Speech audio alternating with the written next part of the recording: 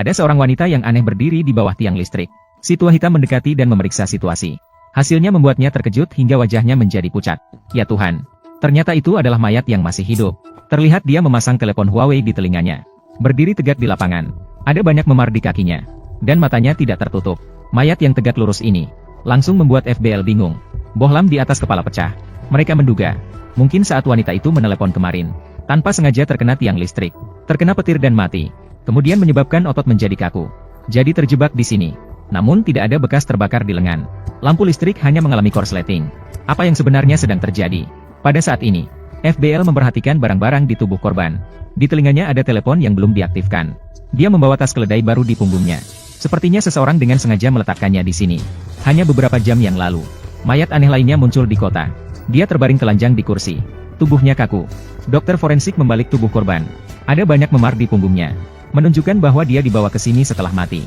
Menurut sopir bus, 1 jam yang lalu mayat belum ditemukan. Itu aneh. Tubuhnya membutuhkan waktu 20 jam untuk benar-benar kaku. Pria itu baru terbaring di sini kurang dari 90 menit. Bagaimana tubuhnya bisa benar-benar kaku? Jelas ini adalah kasus pembunuhan berantai. Dokter forensik melakukan tes urin pada korban. Ditemukan dalam tubuh 2 korban, mengandung banyak obat tidur. Dan hati mereka memiliki warna merah tua yang ringan. Ini berarti kedua orang itu mati karena menghirup gas tertentu dan tercekik. Sebelum FBL bisa bereaksi, mayat ketiga muncul. Mayat itu mengenakan setelan jas yang rapi, berpakaian dengan sangat modis, berdiri tegak di tengah lapangan. Munculnya 3 mayat berturut-turut, membuat FBL panik. Dokter forensik melepas sepatu pria itu. Dia menemukan selembar plat baja di sol kakinya. Sepertinya ini adalah alasan dia bisa berdiri. Kuku korban, kaki telanjang dan sol kakinya sangat kotor.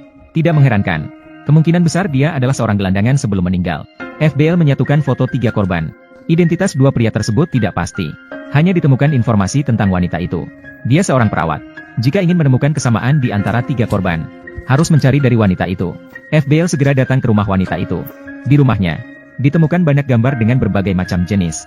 Salah satunya, menarik perhatian FBL. Wanita itu ada di dalam gambar. Ekspresi matanya lemah. Sangat mirip dengan patung nyata. Ada sebuah nama di pojok kanan bawah gambar. Setelah FBL mencari nama itu, segera datang ke tempat pelukis itu. Pelukis mengakui bahwa wanita itu adalah modelnya sendiri. Dapat menghadapi kematian wanita. Namun dia sama sekali tidak heran. Bahkan suka tidak peduli. Setelah melihat foto 2 korban lainnya, pelukis itu malah langsung pergi. Mengatakan dia suka melukis orang mati. Murni menghargai seni.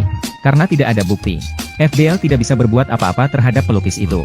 Sisi lain, ahli forensik di atas kepala salah satu korban menemukan banyak kutu, tetapi mereka sudah mati. Melalui tes kutu, mengetahui 3 korban semua mati karena keracunan karbon monoksida dalam tingkat yang berbeda. FBL menduga, pelaku pertama-tama menggoda korban ke rumah, kemudian menaruh obat tidur di dalam air, menunggu mereka pingsan, mengikat mereka di dalam ruangan yang tertutup, mulai menghirup karbon monoksida, kemudian menunggu kematian dengan tenang. Begitu jenazah benar-benar kaku, maka korban dibuang ke jalan untuk dibuang. Namun baru saja mengetahui metode kejahatan pelaku, mayat keempat muncul. Pria dengan mata tajam melihat sepasang suami istri di daerah terpencil. Baru saja ingin menyapa mereka. Namun mereka tidak bergerak sedikit pun. Tiba-tiba merasakan kedinginan di punggung. Kasus ini langsung menjadi sorotan. Secara instan, mendapatkan banyak komentar di internet.